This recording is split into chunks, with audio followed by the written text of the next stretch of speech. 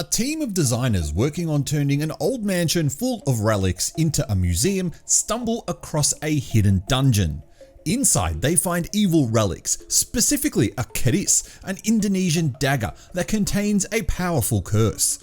One of the team members cuts herself on the dagger, unleashing the vengeful spirit within that demands the blood of 7 victims before it is satisfied. Who will die and who will survive? Only the dagger will decide. The premise of this movie? It's top notch. It's definitely a refreshing storyline for an Indonesian horror movie, even though it ends up as just another possession film. At least the journey to the possession is different to what I've normally seen in a lot of movies like this. And for about the first half of the film, things are looking really up for this one.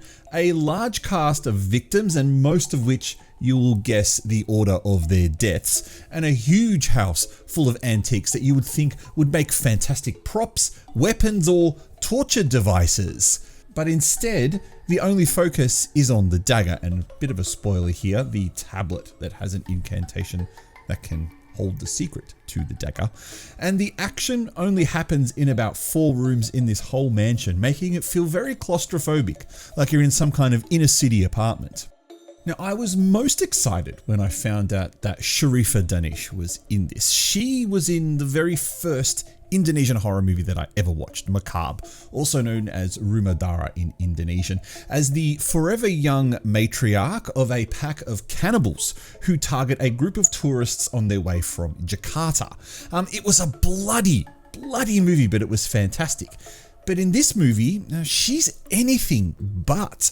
Why does she keep mixing English along with Indonesian as she speaks? Is this some kind of reference to the fact that probably rich people in Indonesia would do that, and she's trying to match the level of the brother and sister in this movie? And it's jarring, exactly kind of like how it is in Philippine cinema. Now, the initial possession scene that's in the dungeon is probably my highlight of the whole movie. But then after that, you just get the usual, such as the CGI or blood and gore, which looks really obvious and clearly really fake. There's a headless corpse that if you look very closely, you can see the body of the actor still there with his head still intact. So that's just the way that it's been framed and presented to you.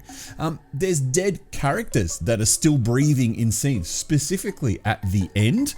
And there's one of the worst argument scenes that I've seen in a while in cinema, where the actors completely overdo all of their actions, making it look more like a theatre production than a cinematic movie. The thing is, I really like the director of this film, Rizal Mantovani, but the problem is 4 of the last 5 movies that I've seen that he's made, that is Petak Umpeket, or Hide and Seek, Jornal Risa, The Train of Death, and now this, have been terrible, while Samala was probably the only bearable one of the lot. Now, he's directed 7 movies, plus a TV series in 2024. That is a massive workload by any one stretch of the imagination. Perhaps he should cut back on that and try to deliver quality over quantity, such as what he did in 2006 with the 3rd or 4th best Indonesian horror movie ever, Kuntilanak. Such a solid premise is completely undone by the rushed execution of the end product.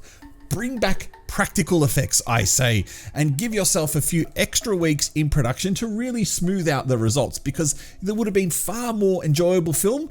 Instead, this is just rather forgettable. So, using my patent pending ghost rating, which does stand for great horror or stupid trash, I give this movie 2 ghosts out of 5. But the interesting part about this is that about the halfway or the half an hour point of the film, it was sitting at about a 4 ghosts. I was very, very into this movie and thought this would be the movie that changed 2024's Indonesian horror lineup.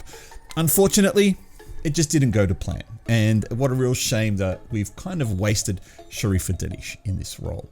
Anyway, I'm the Arty Dans. You are watching SHOCKMANIA. Thank you so much for tuning in. Have you seen Pusaka, also known as Heirloom?